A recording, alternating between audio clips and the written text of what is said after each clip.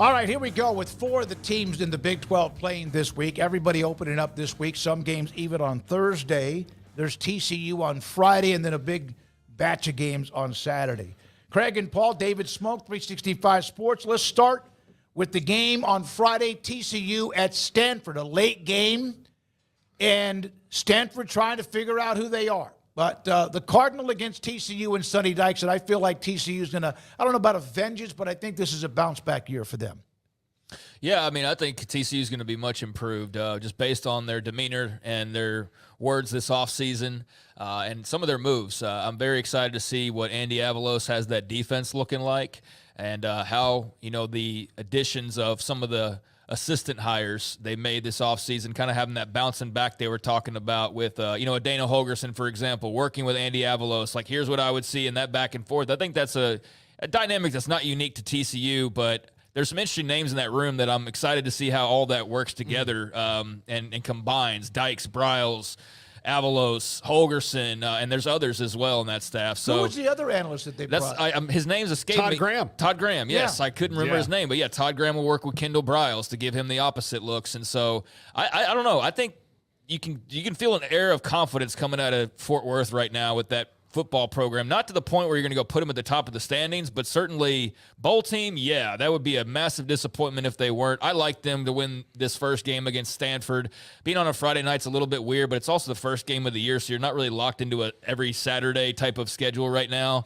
It's going to be a late kick, though, out west, so not going to see some giant crowd. We've always heard how that can be kind of weird, so you're playing on a late Friday night out west in front of, like, however many fans. Yeah. So Be locked in, I think, if you're the Horned Frogs, for sure. But I feel very good about them to winning this game. It's a long wait to play that late in the day. We know nothing about Stanford. No. Really, you just said they're, one of, any bunch of guys could be starters at different positions. You know what this is, though? This is an opportunity for the Big 12 to beat the ACC after all of the back and forth talk. I'm just saying. Yeah, it is. It's a head-to-head matchup. But you know what can also happen? So TCU is going to go out to Stanford on a Friday night in a half-full stadium, if that, and play this game at Stanford. And sometimes that can be like, oh, well, these guys don't even have fans. We're going to kick their ass. And then sometimes sleepwalk. It has the adverse effect where you're like, oh, this is so boring out here, and then you sleepwalk through a game. I think this is a nice early test for them. They're playing another power conference team. Very curious to see if what Sonny Dykes keeps telling us about Josh Hoover, and by us, I mean us in the media, like he's doing a hard sell on him. He knows quarterbacks, and apparently we're not high enough based on the way they've talked about him, because I don't think the perception out there is that like Josh Hoover's a great quarterback or in the making to be a great quarterback, but that's kind of the impression you get from Sonny Dykes. So I'm excited to see, how he is after the experiences of last year, but I expect TCU to win. As far as like they got like a 9-point spread, I'm not real into that, but I think I'd take the Frogs there. 9 points. Yeah. South Dakota State. That's why I'm not in it, because you're 9 on the road, late at night on Friday. That's why I don't dabble. South Dakota State, the defending FCS national champions. We had their coach on just a couple of weeks ago in Stillwater. Early game on Saturday against Mike Gundy and a top 20 team at Oklahoma State. I think this is one where Oklahoma State, and I think because of Mike Gundy, they'll be on their P's and Q's. They're not gonna take South Dakota State lightly. They know exactly that you're playing a national champ here. You're playing a national champ, and they're gonna come down to Stillwater ready to fight. Teams like South Dakota State, North Dakota State, they play Colorado, Northern Iowa. Some of those schools have created a problem. Now, Oklahoma State's good, and they have a lot of people back. But this is not just a gimme. If they end up winning this game easily, I'll be very surprised. Yeah, I don't think it's going to be – I think they'll probably cover eventually because depth will probably win out. But I don't think this is – like some of these games, you can play your quarterback in the first half and then he can take his shoulder pads off. I don't expect that. I don't expect that to happen in this one. I think that they're going to – the starters will play longer in this one and then the FCS games that are going on in the conference. Yeah, this is one of the tougher non-big name matchups in the entire country this weekend. And what I mean by that is that they're not playing a blue blood, by name, but they're playing a really good football team that could be very dangerous out of the gates if they come out sloppy and aren't playing, a good brand of football and maybe overlooking South Dakota State, which I don't expect because they're the FCS preseason number 1. Mm-hmm. They're really good quarterbacks back. Their running backs back. They've got some of their better players that have returned. So I think Mike Gundy knows what's what. Now, this is, a program, remember last year, that South Alabama game earlier in the year, really, it's amazing they recovered from that. But, I'd expect them to win this game and be locked in, knowing that it's not just some gimme by any stretch. Baylor at home against Tarleton, who played it last week. Now, I would think Baylor, who knows, after the Texas State game, everything's being said correctly, whatever else, with Finn at quarterback, et cetera. But playing a game the week before was brilliant by Todd Whitten, who's going to join us, I think, tomorrow. It helps. Doesn't mean you're going to end up possibly winning the game. I don't know. I until I see what I see on the field, I don't know what to expect. But that was a smart move by Tarleton State. But if this game isn't 38-13 or something like that, it will be awfully disappointing. I was going to say, man, we're talking up this as though it should be competitive, and I really don't feel like it should be. I mean, early on, first quarter, sure. But beyond that, this should be a game that Baylor names their score by the end of it, in my opinion. You also do know Tarleton State's starting quarterback got hurt last week. I saw that, yeah. Missed the entire second half. Yep. So you take that into account. Not sure what his status is, but, they were the beneficiary of some turnovers last week. I don't think the score was indicative of exactly how that game went.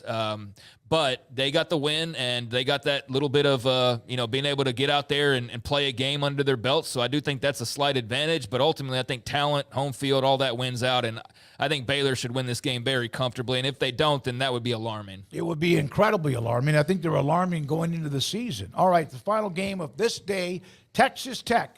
They open up at home against Abilene Christian. Texas Tech is playing a bunch of games at home. They got all the renovations and the spice and the amenities. They're fired up. Last year, of course, there was the Wyoming disaster.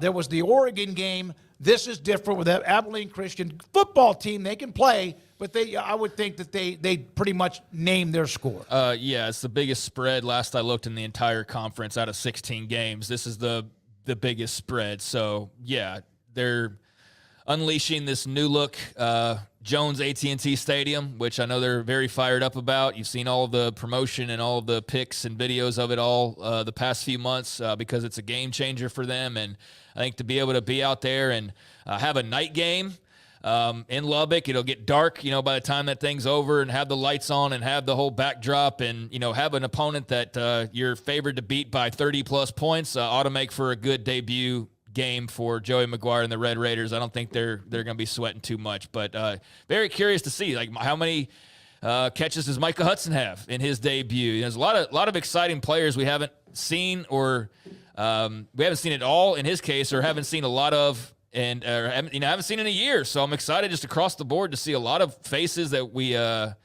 got to get a lot of last year, like an Ollie Gordon, but also the new guys like Micah Hudson. So very fired up. Who and I know there's 16 teams, who right now, who has not really had much success? I'm talking about winning a conference championship.